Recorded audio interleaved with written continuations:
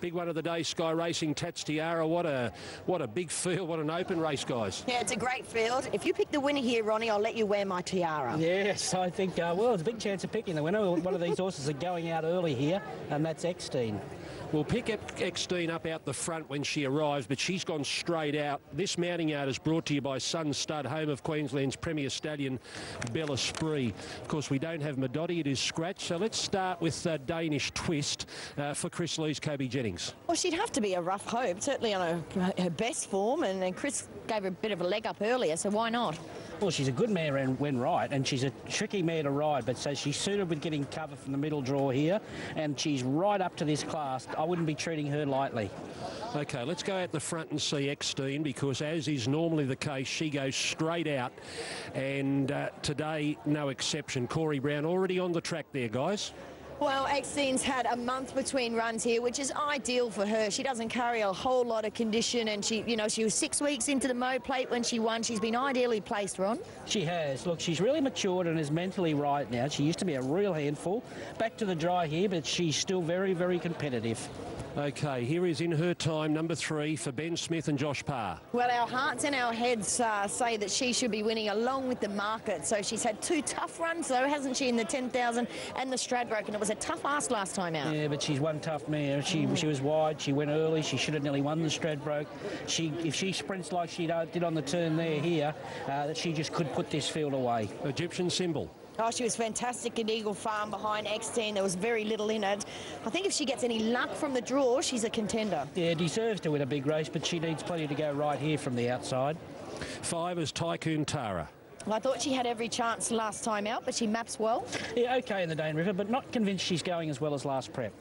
6 is French Emotion. Yeah, absolutely put a line through her last run. Huey Bowman had nowhere to go, and she wasn't asked to do much. I thought she was the best long shot. Her run was a lot better than it appears on paper on the Dane Ripper, and like you said, Bowman sticks. Here is last year's winner, Miss Covergirl. Well, she just can't stop kicking her legs up here. She's having a divine time, and again, completely luckless last time out. In fact, Damien Brown said he would have won. Yeah, won this race last year. That was at Eagle Farm. No clear running last start. Look, I find her hard to tip, but she's jumping out of the skin here. Miss Gunpowder is number 8. Yeah, ridden a treat last time out by Craig Williams, but maps well again from the draw and up a little bit in grade, but I think she's been a Group 2 winner previously, so it's not beyond her. Yeah, and look, there are a lot of unlucky runners behind her the other day, so, yeah, look, just has to improve a little, even though she's a last start winner. The 9 is Sold for Song. Oh, this would be a wonderful story if she could win. She's been brilliant at all the starts this preparation. Been up a long time, but she seems to cop it well. Yeah, I'd like to see her win too, because, look, she's a back marker who needs luck and sure to be hitting the line again. 10 is Bonnie O'Reilly. Yeah, explosive here a couple of starts ago, and no luck from the draw last time out, but she'll have to be used again. Yeah, but I think she can come across with the favourite here, so I think she can pop in outside the lead. She's a beauty. Look, she fought to the finish the other day. 11 is Bid Eye Babe. Yeah, real tough little customer from the Heathcote stable. Look, not without a place chance. Yeah, wide and dropped out last time. This is harder. 12 is Nancy. She's been pretty unlucky this preparation. If she gets a great ride from Jay Lloyd, she could be in it. Yeah, she's a right style race for her, but a long time out of the winner's circle for me. Kinshachi, number 13. Yeah, good under a big weight at Ipswich last week, and all runs this prep have been pretty good. I just would have preferred a little bit wetter track for her. 14 is Prompt Response. Well, she's the worry, isn't she? She's the 3-year-old that maps well. She's got great form here at the moment and a good stable. Yeah, she's a beauty. She's a terrific filly. Never runs a bad race, and she won't here. She's got a great racing style and one of the chances. Stuten, as we've seen already on the track. 16, Rare Occurrence. Yeah, pretty faultless form this time in for this 3-year-old filly. Look, she's going to press forward a little bit, and you know, maybe she could be there fighting out a place. Yeah, I just thought this race was a touch out of her range. And Maternal, the emergency, gets a run. Yeah, good winner last time out with 54.5, so she's got to step it up and carry equal weights here, makes it a bit tougher. Yeah, it was a good ride last week too. That helped chances, place chance at best. Now, late mail, Ron Duversey. 3-6, 14, 15. I think if she gets across, gets half a rest, she wins 3 in her time. Dangers, 6 French Emotion at odds, 14 Prompt Response, Misconsistency, and X-Teen is an up-and-comer. 3-6, 14, 15. Oh, I think she's a star and she deserves to win this in her time. Over the 15, X-Teen, I think she's got good timing. I love the month between runs. Soul for Song, the best of the locals, and 14 Prompt Response. 3, 15, 9 and 14. OK, let's hear from 3 trainers, Adrian Bott, Kurt Goldman and Chris Lees. Here they are. You're back here for the big one with Prompt Response. How's she done? She done brilliantly. Very happy with her between runs. As we said a couple of weeks ago, this was always her target, her main aim today. So hopefully we've got her peaking on the right day. OK, you've drawn a nice alley. Where are you going to be? Look, I think similar to last time. I think we've got a perfect draw, ideal draw. She maps well. A lot of speed on the outside of us. So hopefully we'll get a nice cosy run and we'll be there at the finish. Good luck. Thanks very much. Kurt, X-Teen, you bypassed Stradbroke Day completely. What was the reason? Look, she's just a naturally fit kind of a horse. Similar approach what we did in the summer in December when she came out and won her first listed race. She'd actually had 6 weeks between runs due to a meeting getting called off. So we just thought just keeping her fresh. I always felt that third up was going to be her best. The horse had a peak.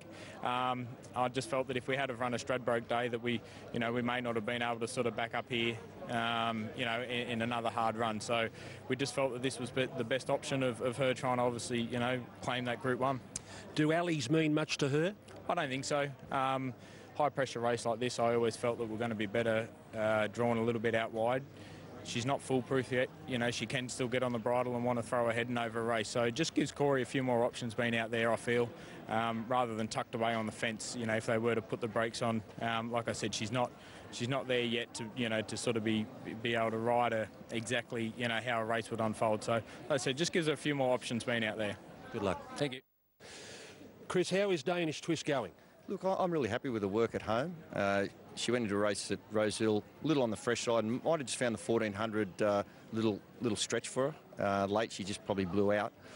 She's had a couple of nice solid gallops since. Most importantly, she's got a good draw, which is very important for any horse, but especially her. She can race a little fierce in the early stages. So from a nice draw, I can see her settling a little closer than what she sometimes does, and that'll give her every chance. And you've given the ride to Kobe Jennings a reward. Yeah, look, she's a difficult horse to ride, and he's rode her twice for a win in the June Stakes 12 months ago, and he done nothing wrong in her most recent run. So I'm happy to give him that opportunity. OK, let's go behind the barriers. Chantel, how do these fillies and mares look? Look, majority of them look fantastic in her time. She came round here with the pony lovely and relaxed, and she's just been loaded into the gates, and you couldn't be more impressed with the way the way she got round here. X-Teen, she was really good today. It was great to see her a little bit more relaxed than we saw her last start. So all positive over here. Let's get a market mover from Nick Quinn from tab.com.au. It's without a doubt in her time, was 350 into 280 over the last couple of days. Today has been 280 all the way down to 250, just out slightly to 260, but clearly the best backed runner. Prompt Response has been popular late, 850 into 8. If you're chasing a roughie, number 6, French Emotion, 26 into 23, but there'll be a huge cheer if the favourite in her time can take out today's feature race. Interesting first 200 coming up here, Duff. Yeah, I'm expecting Parr to be positive. I'm expecting Collett to be positive on Bonnie O'Reilly, and Prompt Response will just take the sit off them from in close with Tycoon Tara. Huey Bowman sits on 13 Group 1 wins. He moves in on French Emotion. Here's the last Group 1 of the season, the Sky Racing Tattersalls Tiara. Sky Racing Tats Tiara, last Group 1 of the carnival. Red light. Set now, racing, and away well. There was Maternal on the outside with Egyptian symbol. Danish Twisters going forward. In her time is back second last early. Tycoon Tara's in front now from Miss Gunpowder. Kicking up as Kinshaki over on the inside. Rare Occurrence going forward. Bonnie O'Reilly out wider from Danish Twist and Prompt Response. Maternal's in that clump as well at the 950 metre mark and going forward. X-Sign on the outside.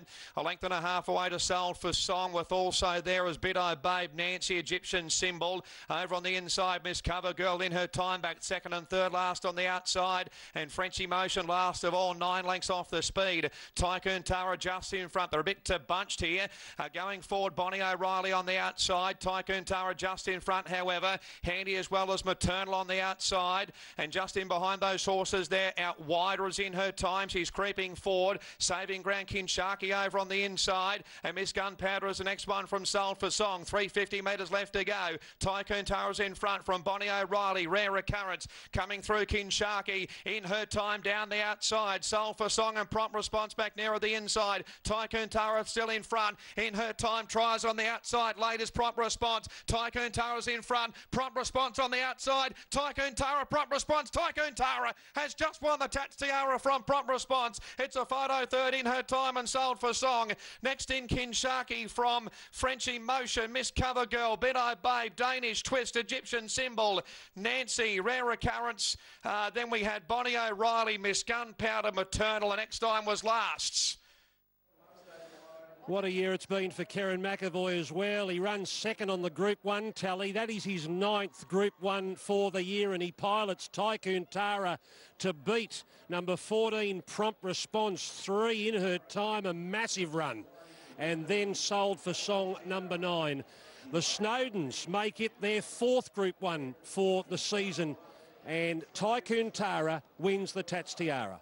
Yeah, well, they took the race by the scruff of the neck when the favourite missed the start or something happened and got a mile back, and she seized the opportunity. When Kerrin McAvoy finds the front, he's very hard to run down. Prompt Response, so brave again, and in her time, well, we'll just have to re-evaluate and have a look, see what happened there.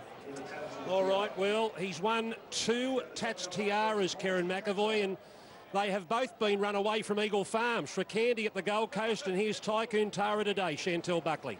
Done, Mac. What a great win. It was a great win, Shani, yes. Look, she put a few on end there last preparation.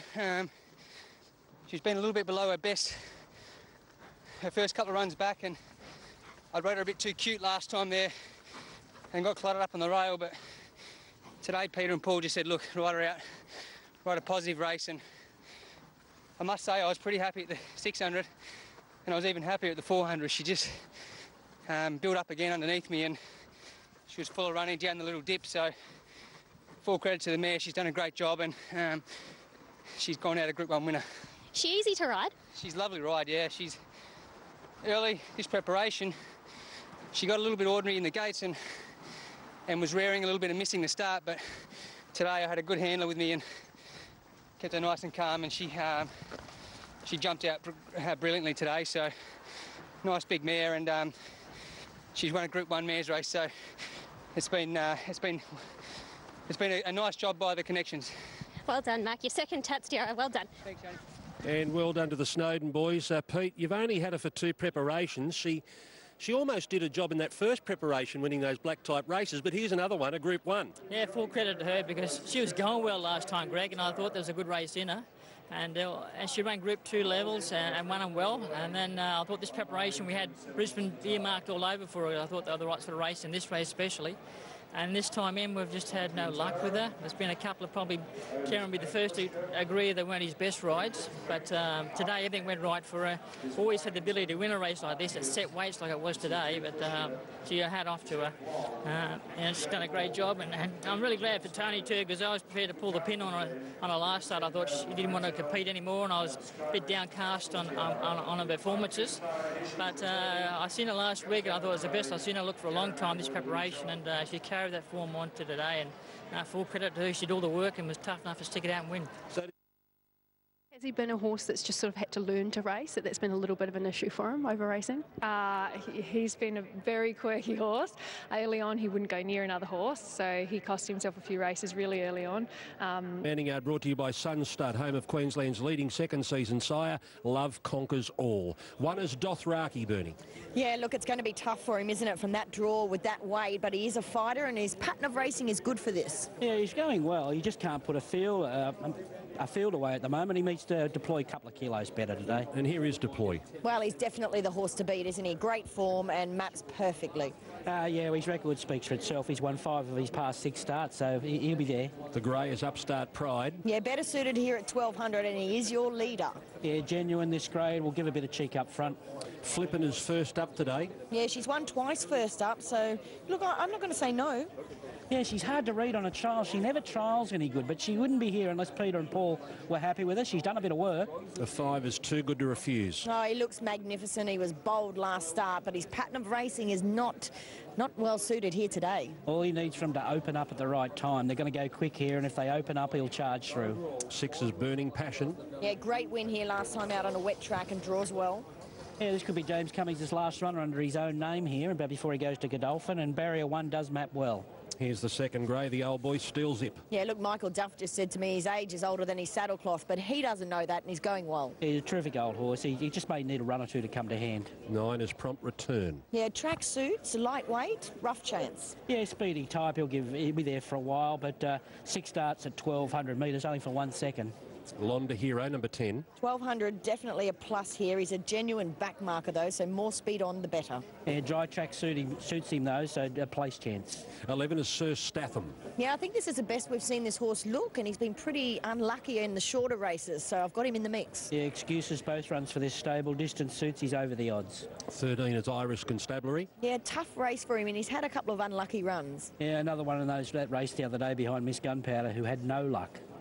Here's 15 Mogador. Yeah, knockout chance if he gets any luck from that draw. Blinkers come off him. I'm going to spec him. Well, I have specced him today. I don't trust him, but I'm specking him because he's the forgotten horse in the market. And Soldi Damani. I think he's probably outclassed here. Yeah, out of his depth. At the barriers, late mail, Ron Duffy. 2:15.54. I can't get away from the winning strike rate of Deploy here.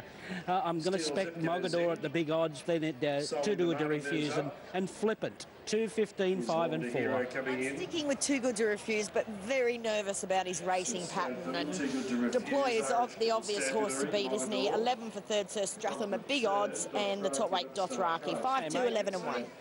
OK, moving in. Let's get to Josh Fleming now for the Healy Stakes, race 8 here at Doomben.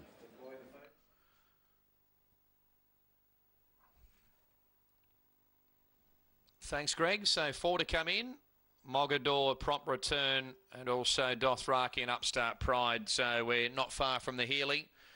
Deploy the last favourite, 280 on Queensland official price and 270 on the Ubet tote and 280 on that Ubet fixed market.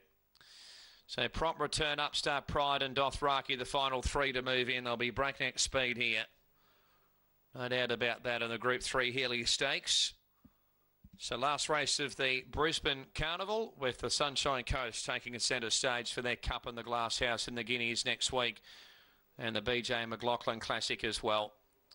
Now, Prompt Return about to come up.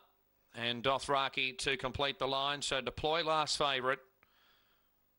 And Dothraki with the wide alley and the big weight the last to move in. Stand by race 8. Deploy our favourite. And the field right for the Group 3 Healy. Red lights on. They'll fly here. Sets. We're right now racing, Burning Passion, Soldi Damani both began quickly. Going forward on the outside there is Prompt Return, Handy Flipping with Upstart Pride. Dothraki's out very wide. Deploy next on the outside of Irish Constabulary. 3 lengths Sir Stadlin, 3 lengths Too Good to Refuse from Steel Zip Mogador. And Londa Hero last about 9 lengths off the speed, being set jointly here by Prompt Return outside Soldi Damani. Going to third Dothraki. Running up to fourth is Burning Passion. 5th the outside Flippant. 6th out 3 wide Upstart Pride. A length and a half to Deploy on the outside of Irish Constabulary. 3 lengths Sir Statham. A length and a half Too Good to Refuse. Third last Mogador. 3 lengths of the grey Steel Zip. Second last Londa Heroes last of all at the 400 metres mark, and Soldi Damani just in front from Prompt Return. Dothraki. Deploy comes right towards the outside. Burning Passion back nearer the inside. Irish Constabulary gets over heels and the widest is Sir Statham. They're stretched across the track here. Burning Passion darted through. Here's Irish Constabulary Constabulary down the outside. Burning Passions in front from Irish Constabulary. Late as Too Good to Refuse. Burning Passions in front of Irish Constabulary, and Burning Passion won from Irish Constabulary. Third, Too Good to Refuse, and fourth, a photo between Deploy Flippin'. Next in, Steel Zip from Mogador. Londa Hero, Dothraki, Sir Statham, Prompt Return, Upstart Pride, and Salty Damani was last of all. Number 6, Burning Passion, has scored in the last. Punters are loving it here. Well, the ones near us are. Number 6, Burning Passion, 13, which is Irish Constabulary, and 5, Too Good to Refuse. Irish Constabulary got into a bit of trouble at the start as well. 6, 13, 5 and 2. Now, Duff, we'll just double check this. That could well be James Cummings' last runner on his own before he moves to Godolphin and takes up with the team there. We're just double checking that. Yeah, he's I think he's dispersed most of his stable, and there's the runners up here, and unless he's got something at the Sunshine Coast next week, I think that'd be close to his last runner under his own Ramwick banner. So this horse is just beautifully placed from barrier 1, off the hot speed, and a terrific effort. Well, he's got no horses nominated from here on in. That'll be it. So that might be it. What a way to go out for James Cummings.